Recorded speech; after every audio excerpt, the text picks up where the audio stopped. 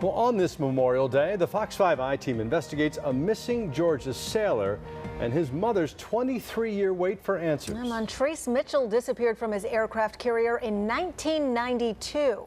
Now, even after all those years, Fox 5 I-Team reporter Randy Travis says the Navy still considers him a missing person today. That's right, Sinead Russ, and that's a long time. Mitchell had a history of going AWOL. That's why it's the mother he left behind who is the true casualty on this patriotic day. When I come home, every day I say, honey, I'm home. Yeah, every day. Her son stares back but offers no answer. Just a memory and a mystery that's another year older. If Montryce was alive, he would have called me. Montryce Mitchell was clearly a mama's boy, Minnie's only child. A single parent who seemed to be doing okay raising a boy in Atlanta until he hit high school and got busted for drugs. The ultimatum was, look, you either got to find you somewhere else to live or you go to the military to help get some discipline. That was my purpose, of sending him to the military. You wanted to get him some help? I tried. I tried. She tried. At first, she says, Montryce seemed fine. That's him holding the flag with his graduating class in Navy basic training back in early 1990. He sent her a clock from Africa, a cat figurine picked up in Egypt. Mom saved every one of his letters. So you really were a proud mom. I love my child. That's all I had. Still, the homesick teen ran up Mom's phone bill with constant collect calls. Montryce went AWOL for the first time in March 1992. The Navy caught him. 2 weeks later, he disappeared again, eventually showing up at Minnie's house in Atlanta, his house. I let them know he was a deserter. On December 9, 1992, Montryce found himself back on the John F. Kennedy aircraft carrier, 24 hours off the coast of France in the Mediterranean Sea. He failed to show for muster, the daily report for duty. 23 years later, the Navy still lists Montryce Mitchell as a deserter, despite what his closest relative believes. When I accepted the fact that my child was gone, I knew then, I've accepted that because I just can't see him being somewhere and not call me. I can't see that. Could Montryce have somehow jumped ship, made his way to the French shoreline, and still be alive today? That would assume that a kid who grew up on the streets of Atlanta, who didn't speak a lick of French or have much money at all, could somehow disappear into the French Riviera, with the Navy actively searching for him. Jason Bourne, maybe, but this is no Hollywood movie. A spokesman for the Navy's investigative branch, NCIS, told the Fox 5 I-Team there is no evidence that Montryce Mitchell is still alive. In November 2013, NCIS requested the Navy change his status from deserter to deceased, but the Navy has made no decision. 23 years is a long time to everybody except geologists, okay?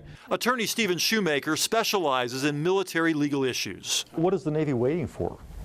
The Navy is probably waiting for any new credible evidence as to where this individual is or might be. He says Montryce's mother can petition a county probate judge to declare him dead, since he's been missing now for more than 4 years. Personally, my heart goes out to her, and I wish her the best. And that is really the only remedy she has other than to continue to ask the Navy for updates. She tried hiring an attorney, but says no one would take her case because the Navy still considers Montryce missing, a fugitive from justice. That's my only child. I'm his mom. I was his sister, his big brother, his favorite cousin, I was the one he talked to.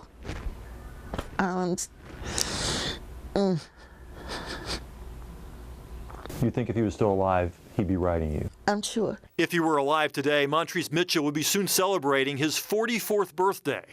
On this Memorial Day, also remember the family members who wait 23 years for an answer. Any answer. But so far, no answer at all. Following our questions, NCIS removed Montryce from its missing persons website, so there's at least that.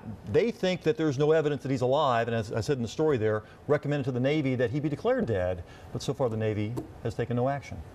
Yes, you can understand why they were skeptical at first, the Navy that is, but at this point, 23 years later, your heart just goes out to Minnie Mitchell. And we reviewed all the documents that were provided to Ms. Mitchell from the Navy, and it's clear that they had suspicions early on that he deserted. Yeah. They thought that perhaps he had jumped on a plane. There's some small planes that go in and off the aircraft carrier, running mail and supplies and that sort of thing. They suspected that maybe he had somebody help him get back over to the mainland. but they couldn't nail that down. Then they thought perhaps suicide, but it's listed as remote, the possibility of suicide. He was upbeat the night before he disappeared. It's been 23 years. Guy's from Atlanta, can't speak French or very little Spanish. Where is he if he's not dead? Where is he? And until this is resolved, it seems like there's still a lot of open wounds for his mother, and I'd imagine she's not eligible for any of the benefits that would result. She has looked into that, and she says that she thinks there's a $150,000 life insurance policy for a relative of someone who dies in the military, and she's not eligible for that clearly, nor is she eligible to collect the life insurance she had on her son back in the early 90s when she first took it out and he was alive. So there's that to worry about as well. But hopefully, perhaps you can get a lawyer locally to get involved and go to a probate court judge and ask that judge to declare him dead. The attorney we interviewed there in that story thinks she's got a good chance of getting that done. Let's hope she gets some answers. Yeah. Randy, thanks. All right. Well, East